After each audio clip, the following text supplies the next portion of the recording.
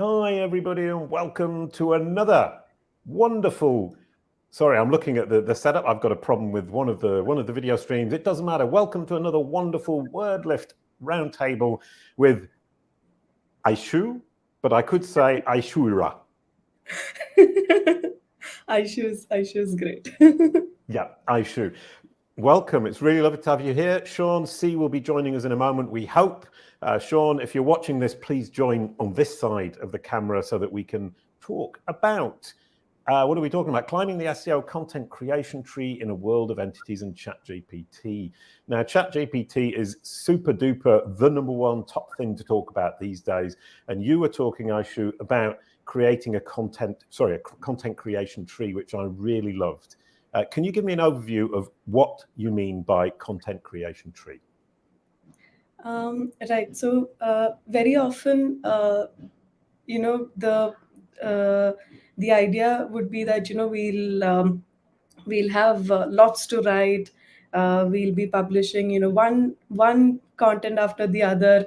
The whole thrill about content marketing is we research, we write, and then we just push it out. Do the distribution, social media engagement, the whole adrenaline of content marketing can basically fundamentally be tied down to creating content. But just creating content, is it enough? Maybe not. We have to make sure that it reaches the right people. So Right. to reach the right people, that you need that a good blend with the SEO cocktail, like you can say. So when we are talking about content creation, it's not just a standalone thing. At the end of the Yeah. day, you have to bring together a lot of factors, and SEO is like you cannot just simply ignore it in today's world. So we will be diving deep about how to not just write content, but make sure that it's visible to the right people who mean a lot to your business. So Right. Yeah, no, sure, I understand. And kind of with the content, you need to blend in all of the different aspects of what you're saying, who you're saying it to, what you're trying to communicate. Make sure that yes, Google understands what it is you're yes, trying to communicate and to whom, so that it can Ab- then present your content to the subset of its users who are your audience, which is one of my favorite phrases in the entire world. The subset of Google's users who are your audience is huge. You don't need to aim at all of Google's users, just the yeah, subset who are truly your audience. What do you think of that? absolutely. Like it's not simply spray and pray, right? Like you Yes. need to ensure that the problem that so when you start a business, you have a aim in mind. You want to solve a problem that is existing currently. Hmm. You want to help people. So if you are trying to sell to everybody, it'll not help anybody. So the Right. idea is, like you said, to choose the right people who need the help that you're trying to bring about, and then just bring them along your journey. Brilliant. Yeah, I think we're all tempted to try to talk to everybody. When somebody says to me, "Who can you serve at CaliCube?" I say everybody. And when you try to talk to everybody, you end up talking to nobody, because the message isn't clear. People don't. It doesn't resonate with people. And I've always been kind of like a bit suspicious of personas, and thought, well, I don't need personas. But now I realize I do, because without personas, I don't understand who I'm trying to talk to. So I don't talk in a way that resonates with them. I talk in a way that resonates with me. And when I'm talking in a way that resonates with me, totally selfish, and it won't resonate with other people. I need to put myself in other people's shoes, get my Yeah. personas done, and figure out who I'm talking to, what I'm trying to communicate, and what problem I'm solving for them, and why they would want to choose me as opposed to somebody else. And ChatGPT, have you been playing around with ChatGPT? What do you think so far? Yes, it's a huge we have very intense and happy discussions at WordLift around ChatGPT, and it's not just simply restricted to content. You can use it about making a lot of things in SEO easier with it. Perhaps a lot of things that might take us time in manually doing, like perhaps data curation in certain cases. That's something that ChatGPT can intervene and make it super breezy for us. So yeah, Right. that Yeah, and one thing that struck me is writing content using ChatGPT In fact, writing content with AI is something WordLift have been doing for years, but people haven't noticed. Maybe the idea that AI content can help the business, maybe the idea that it can be done in a organized manner, that is something that people might be catching up right now. So I'd say the team is ahead of its time, but now a lot of the technology and everything is easily accessible to everybody around, so that they can actually tune into the potential of what AI content and scaling it can do for your business. Yeah, I mean, ChatGPT, from our perspective, Kalicube and WordLift, is a huge breakthrough for us because it's making AI-generated content mainstream. So it's making our job of explaining all of this to people much easier, and also saying to them, we can help you, because ChatGPT is good, but it's not a magic bullet solution to all of your problems. You need to get the human into the loop. Humans dancing with machines, as Andrea Volpini says, and we can help you with that because we've got the technology, but we also have the humans. How does that sound to you as a sales pitch? I'm count me in. 10 on 10. I'm into that idea. Brilliant. Everybody who's watching, please say hello. Tell us where you're tuning in from. We've had a wave already from Syojit Singh. I would love to have waves from lots of other people. I'm tuning in from Vietnam, Ho Chi Minh City. Where are you, Aishu? I'm originally from Kerala, but right now I'm based out of Bangalore in the state of Karnataka, from India. Right. Brilliant. And this is perfect timing because Sean C is joining us from, where are you joining us from, Mr. Sean? Hey guys, I'm from the Philippines. I'm here in Parañaque, and I've been to Kerala, by the way. Oh, lovely. I hope you like the place. It was amazing. Brilliant. Wonderful. And we've got David, who's in Texas, and I'm sure we've got some of the WordLift team who are sitting in Rome. So, Sean, you missed the very beginning of our conversation, and we're going to come back to all of this stuff. It's ChatGPT. How useful is it? How much has it changed our world in terms of getting the word out there that AI can help with content? I'm talking about the SEO content creation tree. Do you want to introduce yourself very quickly, Sean? I know we've already talked. You had me on your show, and it was absolutely brilliant. Yes, I did. And it was a lovely show. So hey guys, my name is Sean. I'm the CEO and founder of SEO Hacker and a couple of other companies. I'm also an author. I wrote 3 books already. My first one being CEO at 22. I host a podcast called Leadership Stack, where I don't talk about SEO. I talk about leadership, entrepreneurship, and management. But Jason was there talking about SEO and digital marketing, which is a refresher for people tuning in into my podcast. And I'm so glad to be here with you guys. Oh, brilliant. Great. And now, Sean, I could actually come back on your show to talk about leadership because I've learned to lead thanks to Mad Singers. I had him on my show and he told me what I was doing wrong. And I've just got back from the Philippines where we had a huge Kalicube team meeting with mugs for everybody, a wonderful team meeting. The 9 people who are the core of the team there a couple of days ago. It was absolutely brilliant. I've learned to lead. Now, Aishu, tell us about yourself and WordLift.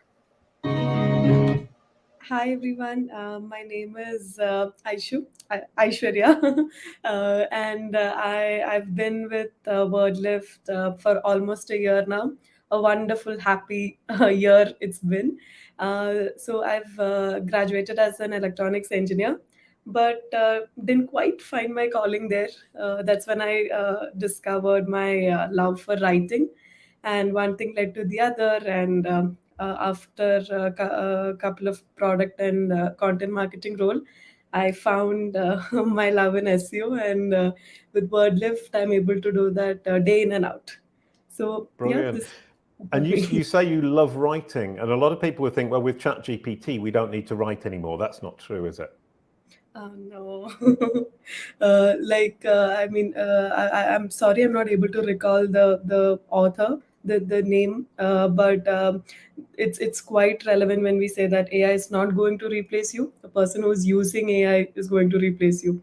So these are just tools to help us make our work more easier, but it's not going to do the work for us. And that's not the right approach for us as well, because the connect that a writer can bring, the warmth that a writer can bring, might be a little challenging for machines to Right. catch up with.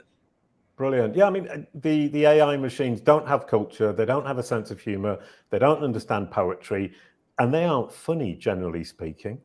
Sean, what's your thought on that? It's the closest we've ever gotten to an almost Correct. human.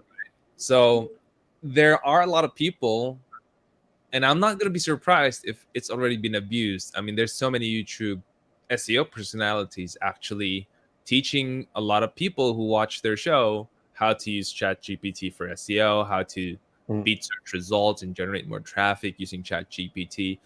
And I don't doubt that, to be honest. But if I'm going to go back to your question and review what you said, will it replace writers? I don't think so. Like, if even those people, and they're pretty good and they know how to do SEO, even them would admit that you're gonna need at least an editor.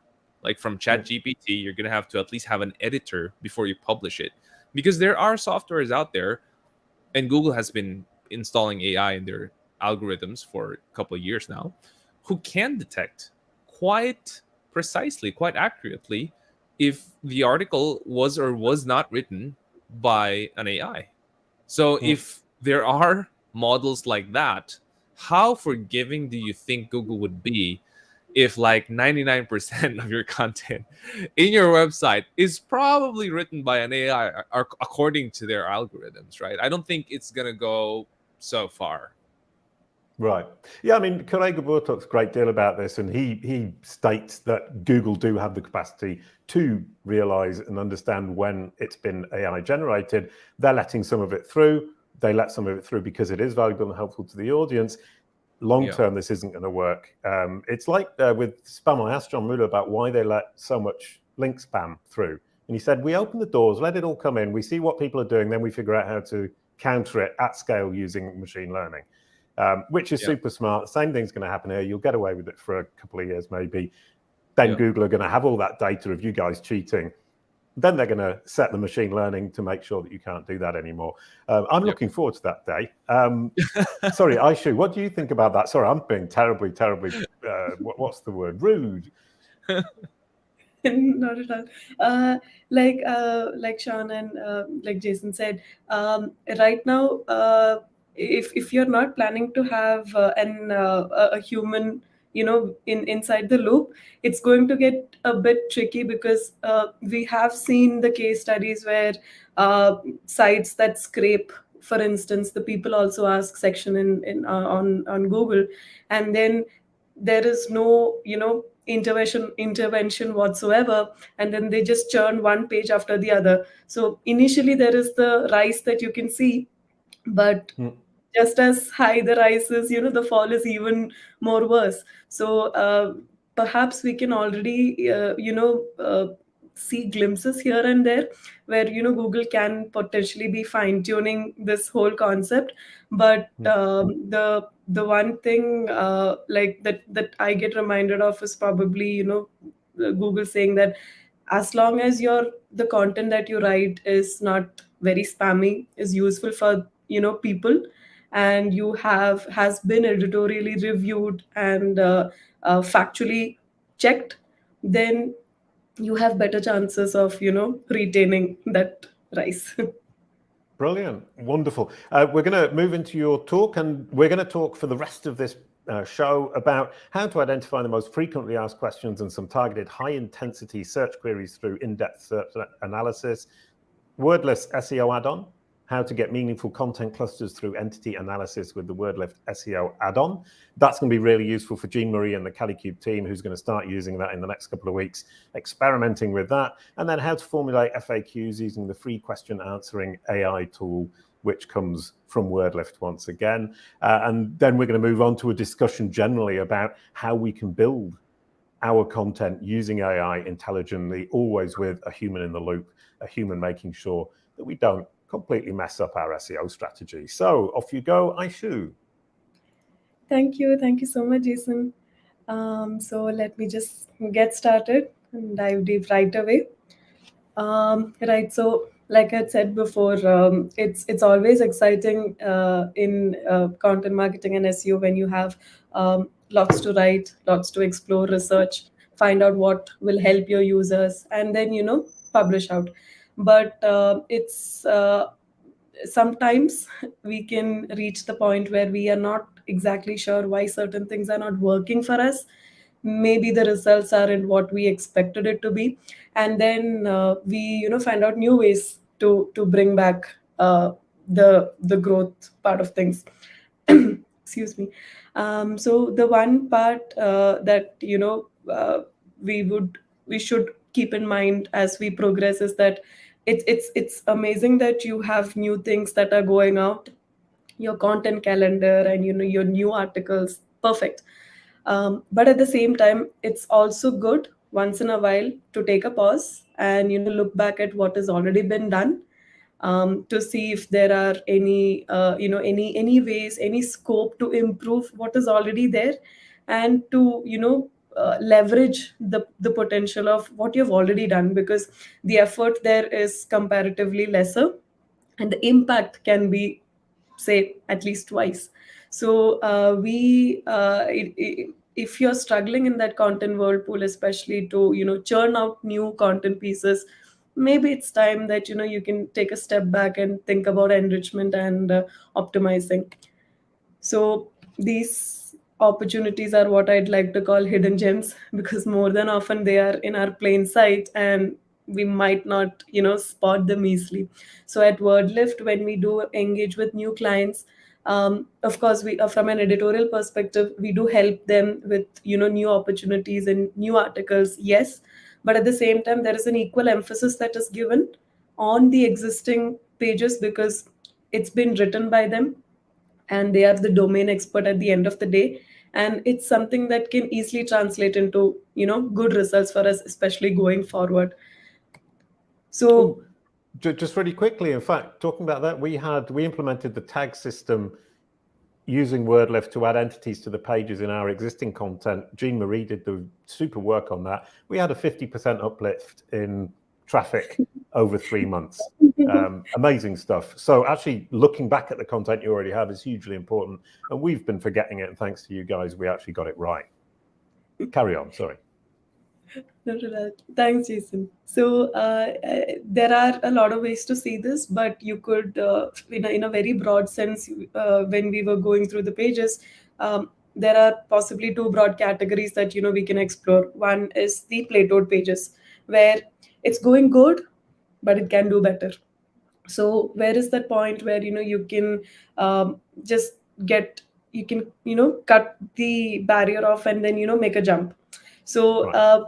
Not that because that page can have a lot of potential, and probably there are ways to extract that out. So the screen that you see is from one of our clients, where the page is doing well, but we can overcome that plateau point that it has reached. And the second one is the dull pages, because it's like an abandoned person, like it's just sitting in the corner of the room, no contributions, and it's been completely forgotten. So if you do have a page that looked promising, didn't deliver the results, then probably it's time to revisit them and then see what are the ways you can bring back that sparkle. So how we can bring back the sparkle? What are some ways that we use, to achieve that at WordLift? Is what you will see in the subsequent slides. So it's time to bring back the sparkle, and let's see how that can happen. So we'll dive deep into the many ways to optimize your content, the existing content, the semantic SEO way. So the semantic SEO part is huge, and it's a core belief of all of us at WordLift, and this is where our heart lies. Brilliant. And Sherlock Holming the SERP. I love that. So this again is a very commonly discussed thing, back in our team, where SERP is like a gold mine of information. So probably when you're starting off, one of the things that you can do is scout the SERP, see what all are there, see how, how it looks like in the most fundamental sense. Do you have images? Do you have videos? Do you have a lot of FAQs? Are there any rich results that are showing up? So, like featured snippet, for instance. So, this kind of gives us an idea about what are the potential things that we can explore, we can target, so that, in due time, we can also, earn a position over there. So, one of the easier way, probably, to look into content opportunities, as we all know, is to go to Search Console, and you can filter out the low clicks and high impression queries. So this means that there is potential, but we are yet to tap into it. And another thing that, we have been experimenting with one of our clients in the legal domain is SEMrush. In tools like SEMrush, where we have filtered out high questions, in specifically the ones that have low competition. So we didn't focus a lot on the search volume. Rather, we were going by the metric the tool has produced for the difficulty to rank. And incidentally, we can now, when we look back at how the pages are performing, we can see those exact questions popping up. No brainer there. And we can see the page ranking. So the idea is not to drive 10,000 plus visits to a page with zero conversions. The idea is, even if you are driving a certain number, to ensure that the right traffic is coming onto that page, so that at the end of the day it can drive business. So uh, at times, the traffic alone might be a very superfluous metric, unless it is driven by conversions. So when you have a very clear cut idea about what the page should be, the nature of the page, what are the things that can be on that page, that's a good point to start. And the best place to begin off is the SERP, like we have just seen. Oh, can I ask Sean to give his comments about analyzing the SERP to find opportunities and what's missing, and how do you work with Search Console and a tool like SEMrush or Ahrefs in combination, Sean? SEMrush and Ahrefs, I used to triangulate certain specific websites already. I don't really use it to check out gaps in search results. But how you know if there's a huge opportunity in a search result is if what I'm searching for particularly is not really answered that well by the results there. I mean, if Google's AI and Google's algorithm and engine couldn't find the best results out there, the logical, straightforward reason must be that it doesn't exist. And if you're able to write or produce one, assuming it is a topic that a good number of people would be concerned about, right? It shouldn't be something that no one else is trying to look for and only you yourself is trying to look for. Then you have an opportunity there. And it could potentially start an all new business if it is a niche that you might want to sell to, right? So these are not just search opportunities or search gaps. These are actually business gaps or problems or needs that no one is addressing. If it's not in search results, it's probably because no one's serving that market. That's what I think about search gaps. Right. Yeah, I really like that idea. And one thing I would say is with whatever it is, 8 billion people in the world, it's very unlikely you're going to find a topic that nobody's going to be interested in.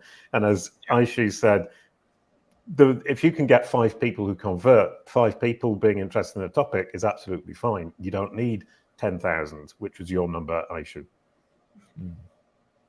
Please carry on, Aishu. That was a great comment. Thank you, Sean.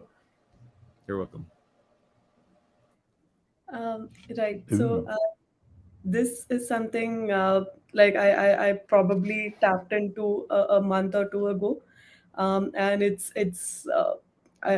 say it's amazing to start off with, but there's so much more that you can learn and you can do about, which is query analysis. And there's a specific reason why I say at scale, because when you have enough resources and you have enough time to invest, then in-depth research is always a straightforward and easy way to go about.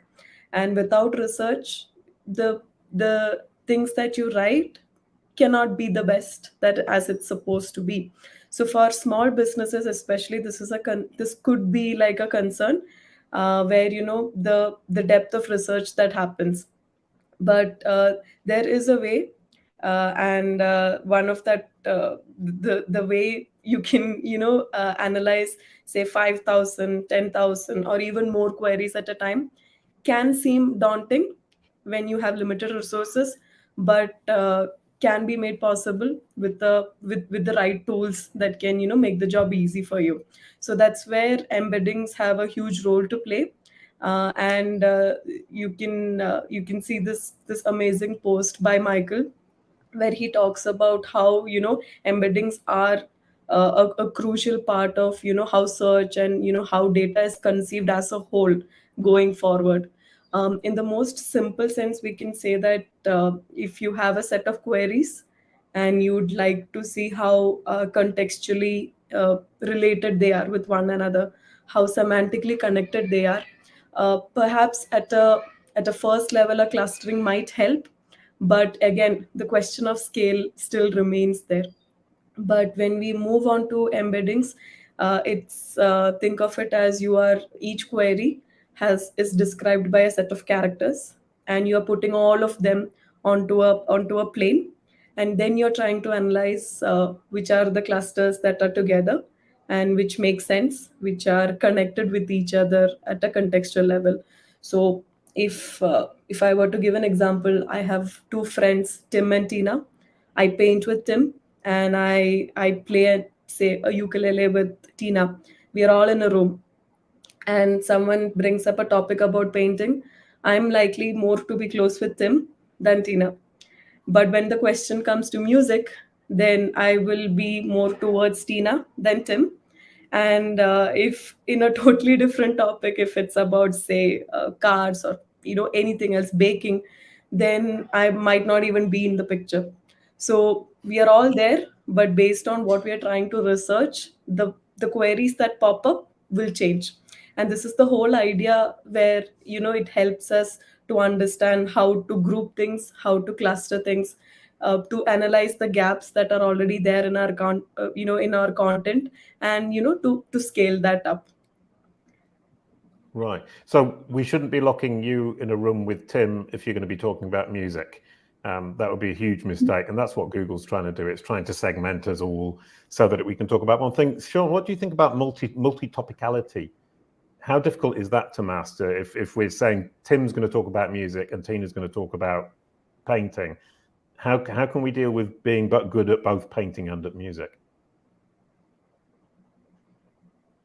Sean. Okay, that was for me. In my opinion, you can actually rank for both topics. Like, for example, with the SEO Hacker blog, we are ranking for a lot of topics about SEO. We're also ranking about a lot of topics on social media, on TikTok, like how to do SEO on TikTok, YouTube on TikTok, YouTube SEO. So those are vertical topics, but largely they are about social media.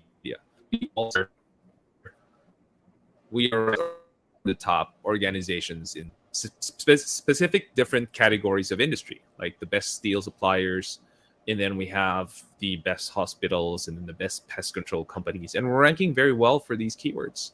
I think it's all about knowing the gap, which was basically the question you asked me earlier, the gap in search results. If there are no other companies or websites out there that are serving that gap, like there's no one listing the top companies in this area or that area, and people do need to know, right, what companies are they going to go with, which kinds of steel they're going to go with, what pest control companies would serve their hotels or their restaurants. It's part of the decision making process. And if you're able to just answer that gap, fulfill that gap, you're going to be able to rank. Right. Brilliant. I mean, so I think kind of you're talking, get your niche, stick to it, work on that. And I would suggest as well that we can then build on neighboring or neighborhood adjacent topics and build from a core topic and build outwards. And I'm sure at some point you could connect music to painting in some way. It would just take you a lot of time to build from that central topic of music out towards painting. But that's just me theorizing. Carry on, Aishu. Ooh. Right. So this is pretty much how it looked like. Jason, is there a way I can probably play it? I can have like a quick demo for you.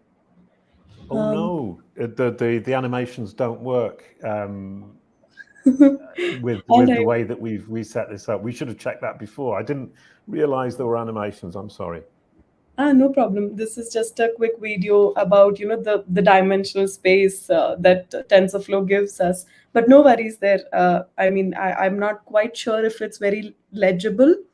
But again, yes. So I've just taken an example of, say, a business that is focusing on hair products, particularly, the curly girl method that's getting quite popular right now.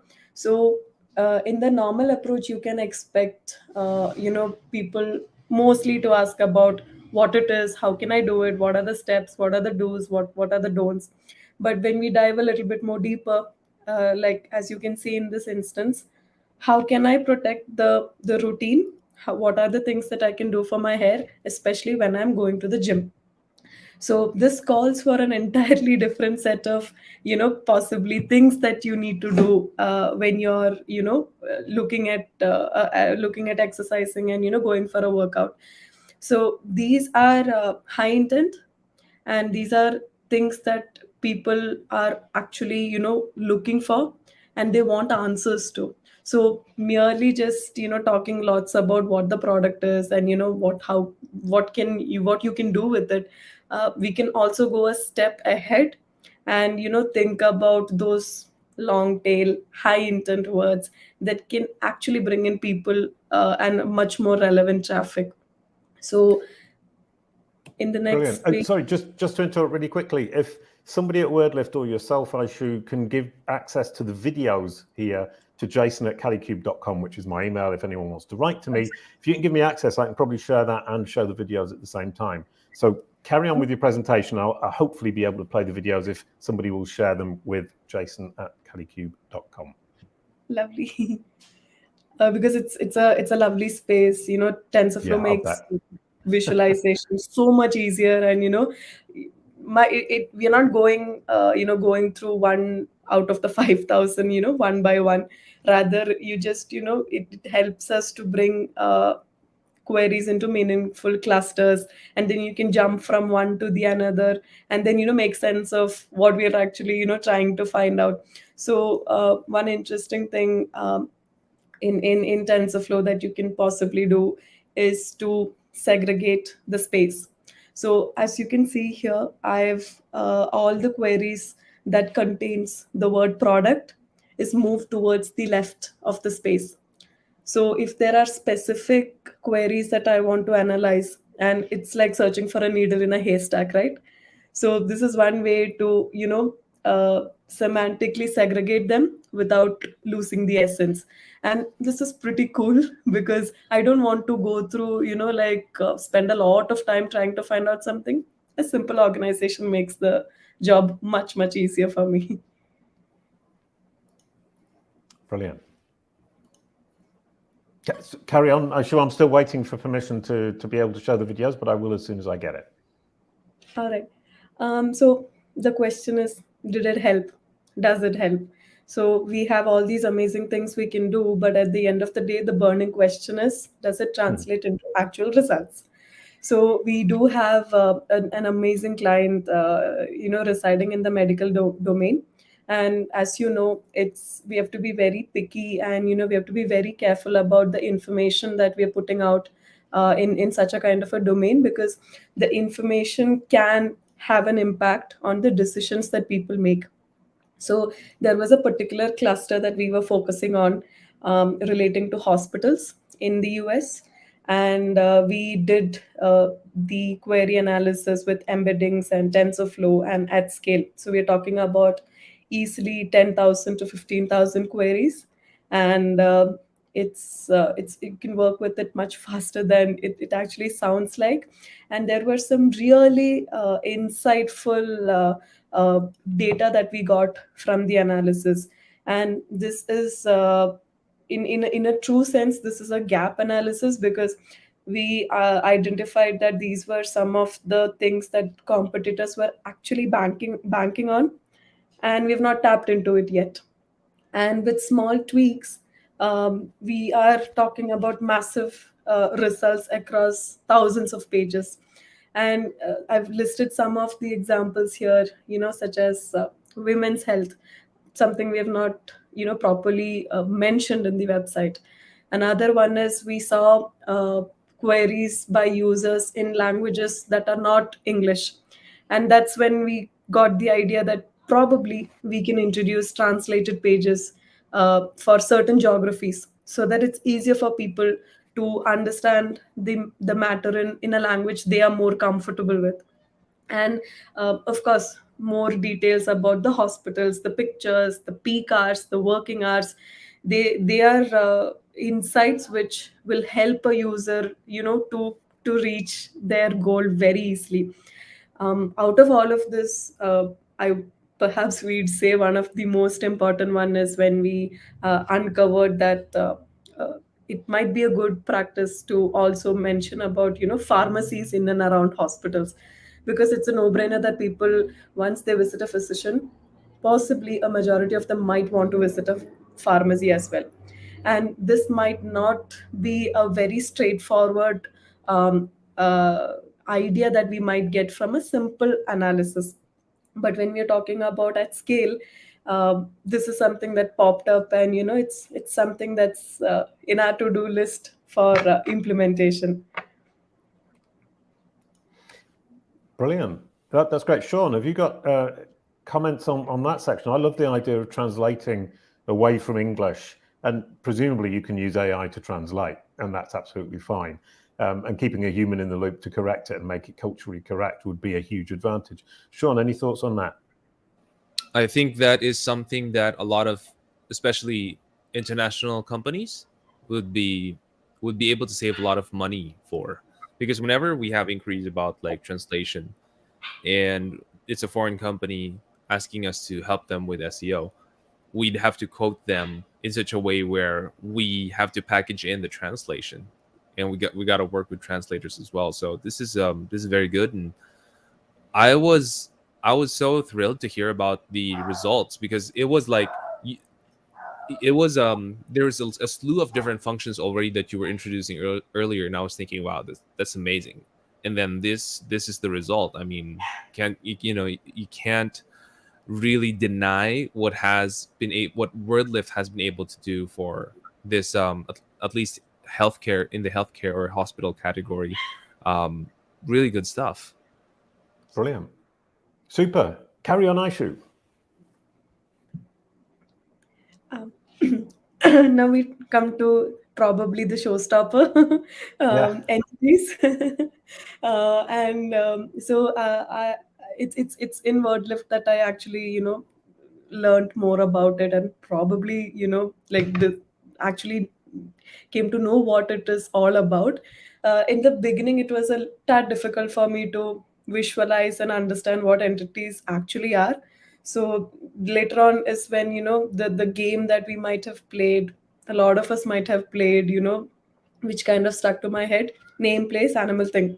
So in the simple sense, you can say entities are anything that can be easily described, could be unique, and uh, has a very distinguishable nature to it.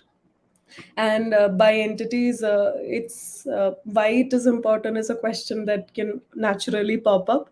So in the earlier examples, we saw that we were talking about jaguar, the animal. So it's also important for us to ensure that the machines understand that we are talking about the animal and not the car. So that ambiguity is very common when we come especially to content across websites, and entities are the surefire way to cut through that ambiguity and make it crystal clear about what we are talking, not just to the users, but to the machines as well. Super. And naturally, the question might be like, what is the best way to find entities? And that's where this super straightforward, simple add-on for Google Sheets from WordLift will help. And here mainly we see, it helping us with competitor gap analysis, then of course finding the entities, and also uncovering potential content ideas. So it might not occur to us until we see an entity that that's something that I can target on this page. So these are some nuances that we can pick up, which will help us going forward. So as you can see, I've just taken three URLs that are currently ranking when I search for painting types, for instance.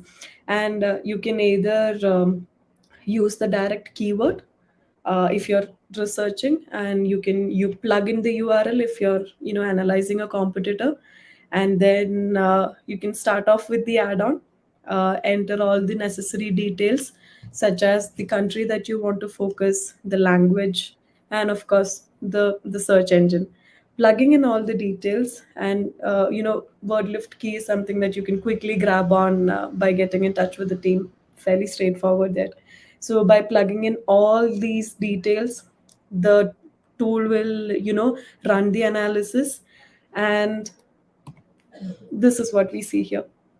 So the tool is bringing us the entities, the confidence score, which kind of gives us an idea about how relevant that entity is to the matter that we are talking about, and the occurrences, how commonly you can find that on the page in question. So here, because we're talking about painting, and if you're planning to write an article about painting, it might be a good idea to include expressionists, pop art, and of course the basics, water, canvas. And another interesting idea that can come to your mind is also talking about the fumes in paints. As you can see in the third one, there is a entity called as toxic. So you might be writing about paintings, and this might can totally be a standalone page that can help you talk about safety while while having increased exposure towards certain kind of paints. So it helps you to kind of add a lot of meaning to what you're writing, and also can be an inspiration for new sets of pages as well. Right. So you would add the entities that you're missing. So it's an entity gap analysis, and then tag them using WordLift, I assume. Yes. So some of the entities can already be a part of our knowledge graph that we have built. But if they are not, then it is also a venue for us to consider adding them if it makes if it makes sense to have it across a website as a whole. So yes. Okay. Super. All right. Sorry, these three sites are three competitors, or it was one your own site and two competitors who are already ranking? These are three entirely different websites that are currently rolling the SERP now. Right. Okay. So you're basically stealing everybody else's ideas without even being on the SERP. Brilliant. You can call it inspiration. Sorry, inspiration. Sorry. Carry on. Brilliant. Right. So this might not be something that we encounter every day, but I just wanted to include this as well because it's been super helpful in a lot of our analysis. So when we are writing a new page, or this is especially relevant for new pages where we might be confused about the kind of structured data to target on the page or to include on the page, because for some instances, in cases like blogs, can be fairly straightforward, right? But when you're writing, especially like the medical domain case study that we saw, targeting the right schema is of paramount importance, because it'll help Google to understand that this is the particular category, and it'll help in the subsequent ranking in that manner. So if at all you come a point where you are a little confused about what structured data must I put up on the page, then Neural Text is an amazing free tool that we'd all recommend from WordLift. It's built by the amazing LSU and Antonio. So we can see like a simple example of lactose intolerance as a page here. And incidentally, while normal article schema type and all of that, it's great. But since we're specifically talking about a medical condition, it would make a lot more sense for us to club this under the medical web page category, because it helps the search engine to understand that it's not just a simple article, but we are specifically talking about a medical condition that can be reviewed by medical doctors.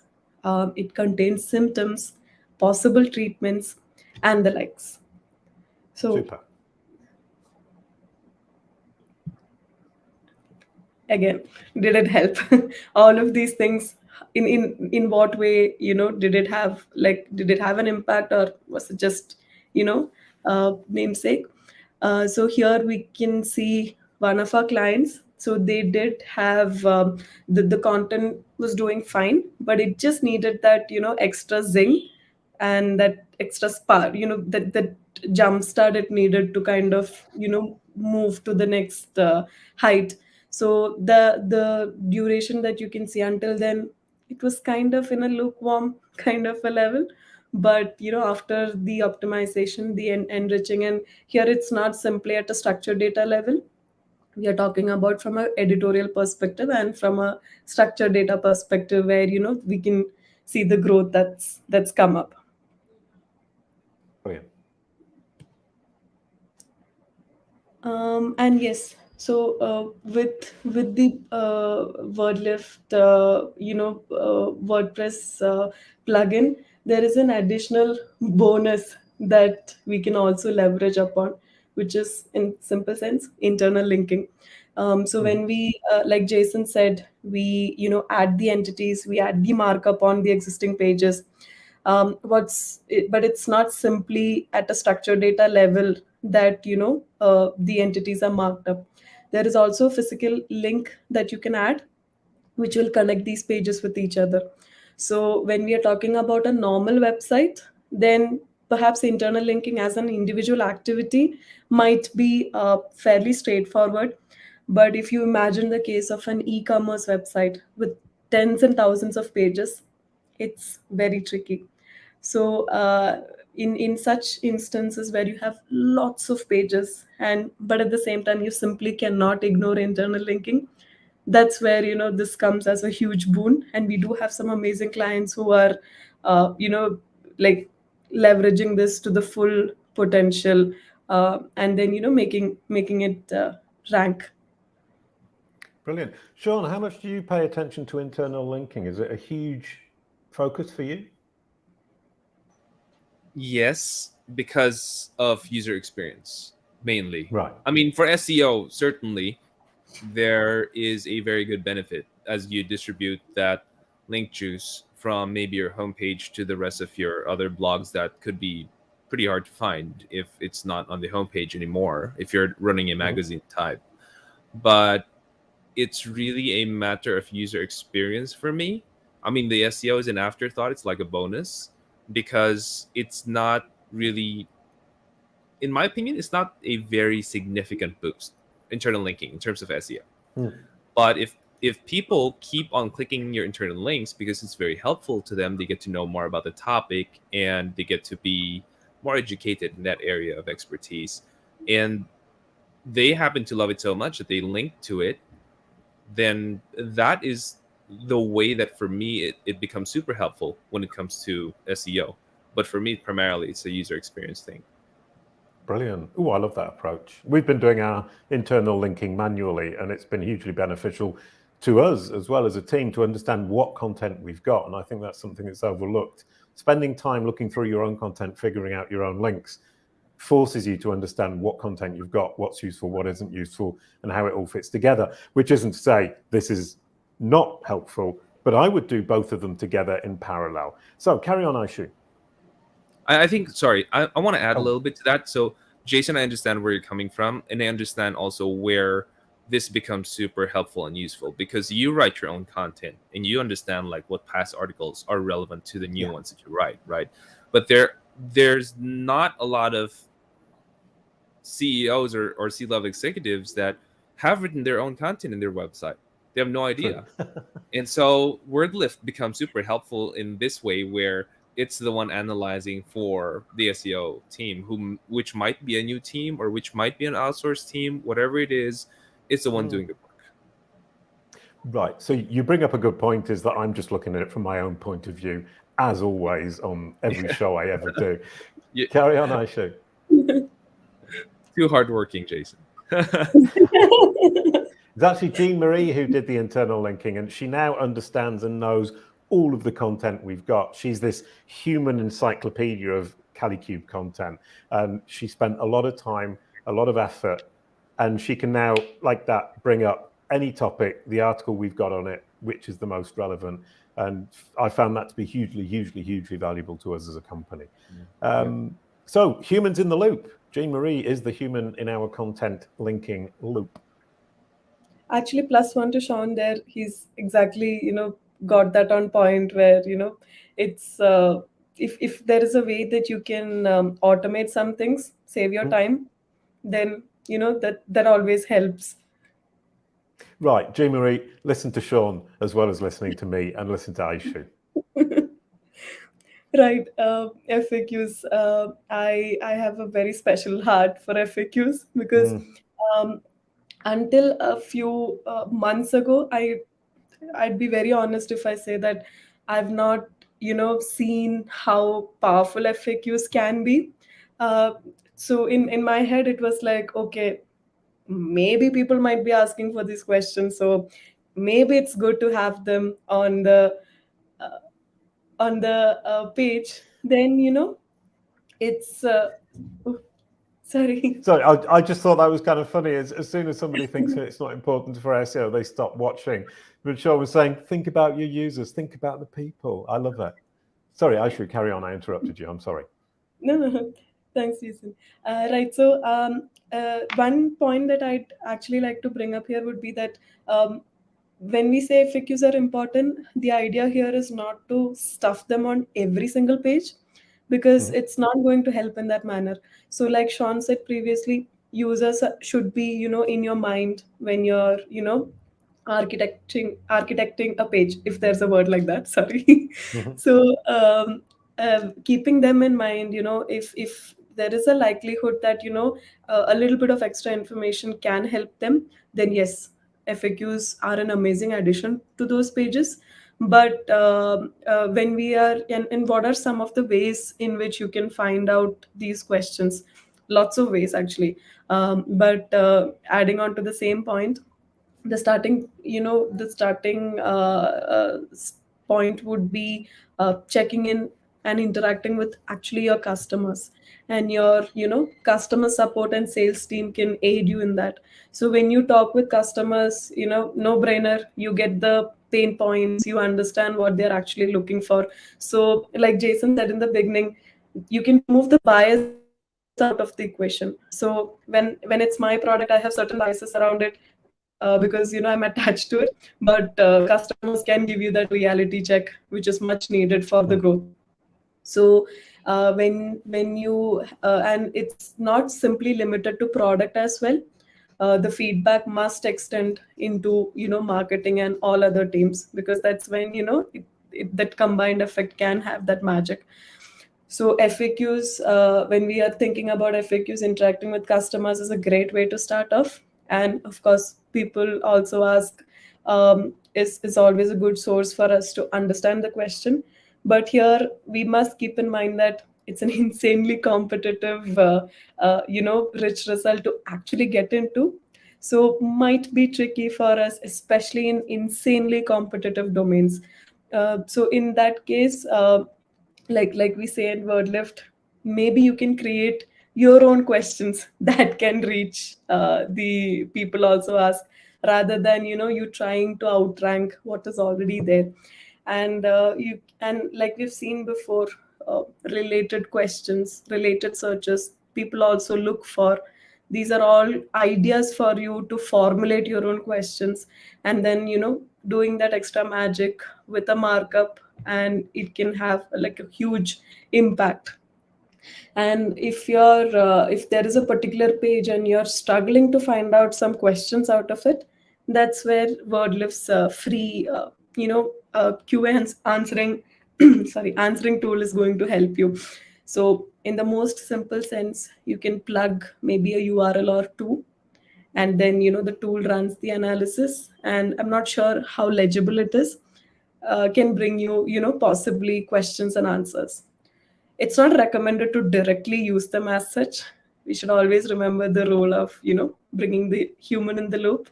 And then you can, so they are not ways to just copy and paste. The way is to understand, enrich, and then publish or add. And what's particularly interesting that we've seen probably in the start of Feb, if I'm not wrong, where the trending label appearing on, people also ask. So it just shows that the investment in FAQs is never wrong or misplaced. Rather, it's use them wisely, use them where it matters the most. Brilliant. Okay, and then the last slide. Did it help? Again, so it started off with a simple cluster for one of our clients, and then we scaled it across the website. So like I said, not every single page, only where it makes sense to add FAQs. And from about 200 clicks, we moved on to 1,000 plus clicks. So this is the kind of impact that FAQs, especially when marked up correctly, can bring for your website. Absolutely brilliant. And the last there, thank you. Absolutely wonderful. That was great. Sean, I was really interested to know, how do you prioritize the questions that you're going to answer or the content that you're going to create on a website? For me, we look at the search volume that we are able to get. So for that, I use software. I triangulate SEMrush, I triangulate SE ranking, and I triangulate from Google Keyword Planner. So the ones that actually have, I don't need for the search volume to be like in the tens of thousands to be able to hit. I just need somewhere like in a couple of hundreds to a couple of thousand, and that's what I usually prioritize to go for. I also make sure that it's a keyword that if it's a new website that I'm building, or it's a new domain relatively, we go for the easier ones. So the easier ones could be like tens to hundreds in terms of monthly search volume, and I'd still hit, right? So these are like, this is just general overview of how I think about which keywords to go for. And I also make sure that it would convert to the client in terms of leads or at least branding, give them a bit more prestige when it comes to their thought leadership. Right. So if it doesn't bring in anything for the client, of course, you just throw that keyword back in the icebox and think about it later. You have to prioritize keywords that would make the most impact, wouldn't be super competitive, and would bring in good search volume as well. Right. Yeah. I mean, because different questions and answers are going to serve different purposes. It might be bringing in traffic. It might be making yourself look good to a very few number of people, but really nailing your place as the authority in your industry. Aishu, how do you prioritize the FAQs? Because I think it's a huge problem. You said earlier on, thinking about what to write about might be a problem for many people. In my experience, it's finding out, of all the different thousands of things we could write about, which ones do I prioritize? How do you do that? Probably a good way to start about is analyzing the intent of the page that you're writing. So if a person is coming with a purely transactional nature, then you need to give them all the necessary nuggets that helps them to make that decision easily. So rather than making them go from A to B, B to C, and then making them go all around the place, give them all the required. So if we are looking at an example of say hospitals, if I'm taking an example, a good FAQ might be what are the visiting times, say what are the top pharmacies around me that I can possibly target. If I have a particular medical condition, will that be part of my health record? If I'm talking about the legal domain, then what is the time, how long can a trial usually take? And if I'm talking about say an aircraft, then I can possibly add in FAQs that say what's the speed, what's the maximum distance I can travel without a refuel. So rather than saying that okay, this is a amazing jet, it can take you from it can travel 2000 kilometers, as a user it might not make a lot of sense to me. But if I can say that it takes you from say California to Texas, or it can take you transatlantic from USA all the way to Europe, that is something which is easier for me to comprehend. So make it easy. uh, Choose the questions that will make the decision process easier for the user, I'd say.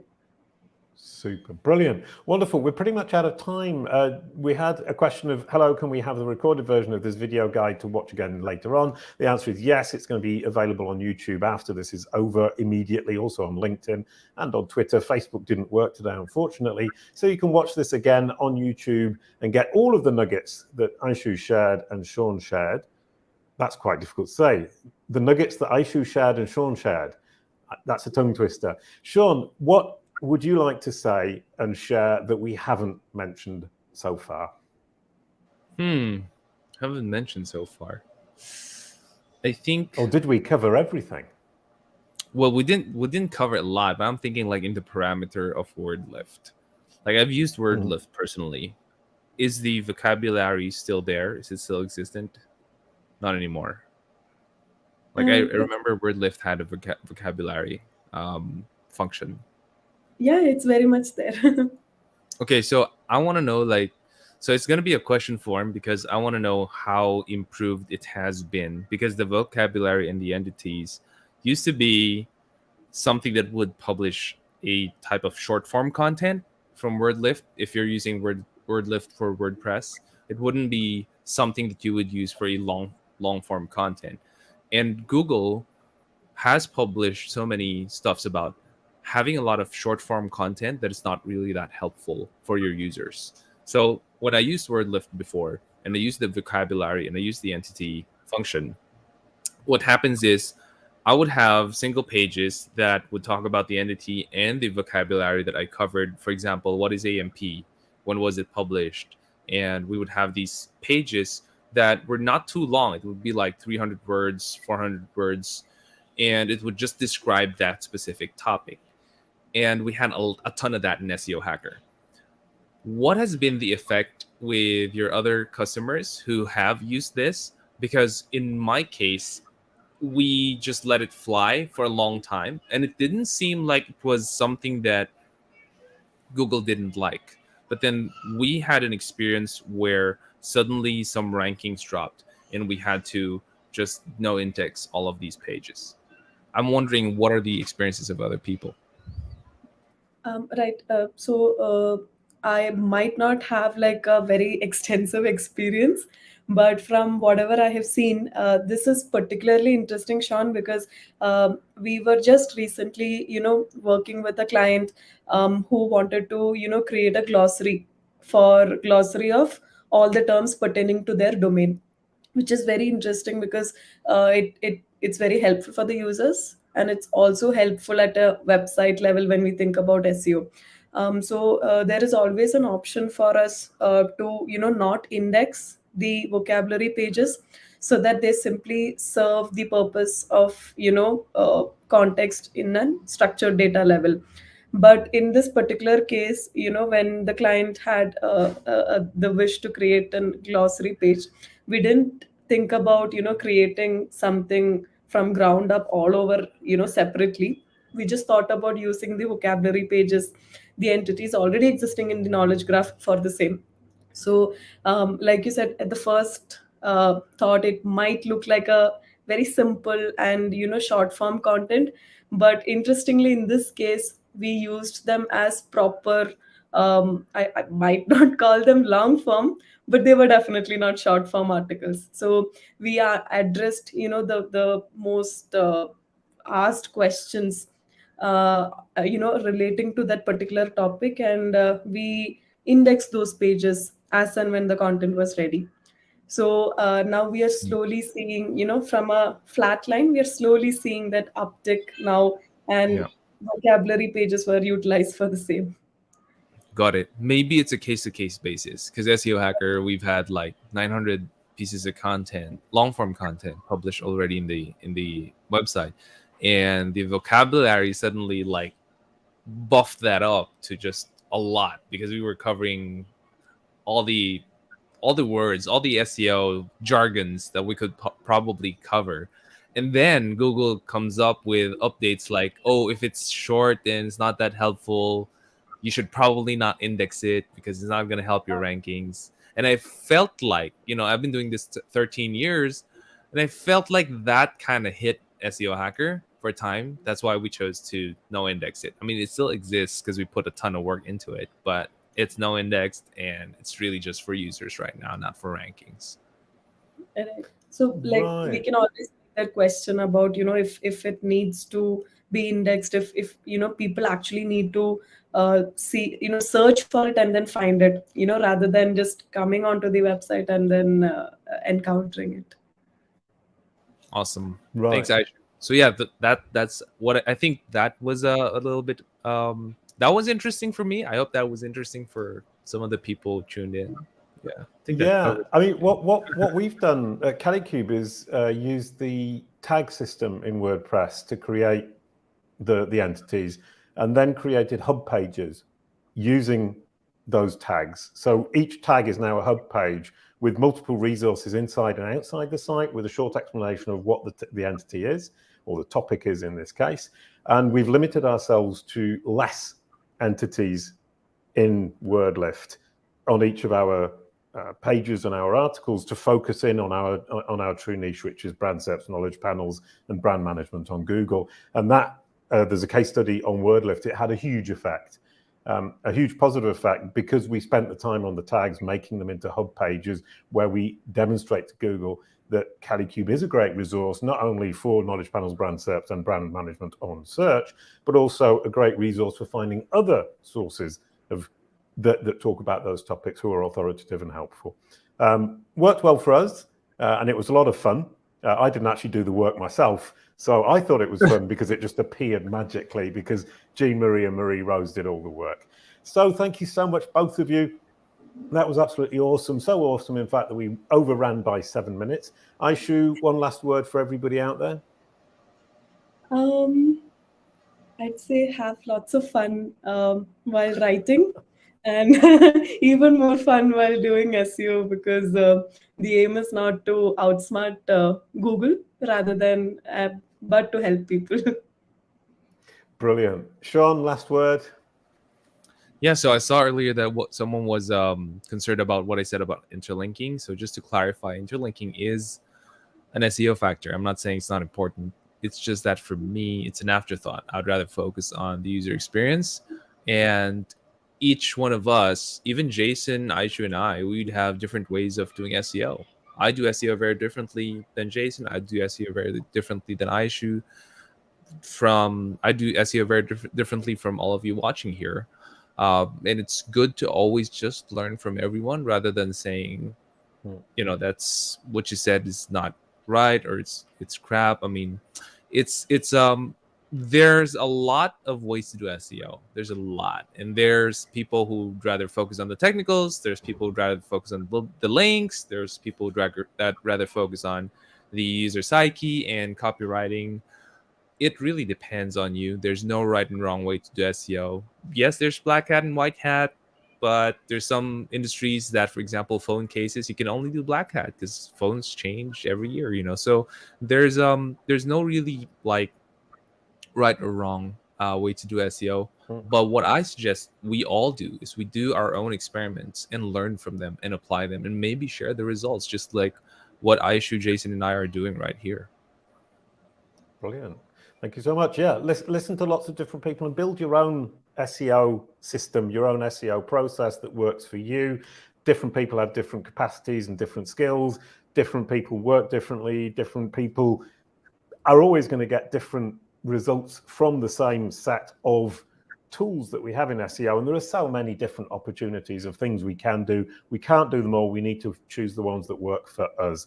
Thank you so much, Aishu. Thank you very much, Sean. That was absolutely brilliant. Thank you, everyone, for watching. We'll see you next week. Oh, no, next month on the Kalicube Roundtable with WordLift, and I'll sing the song. A quick goodbye to end the show. Thank you, Aishu and Sean. Thank you so much. Thanks so much. Bye, Sean.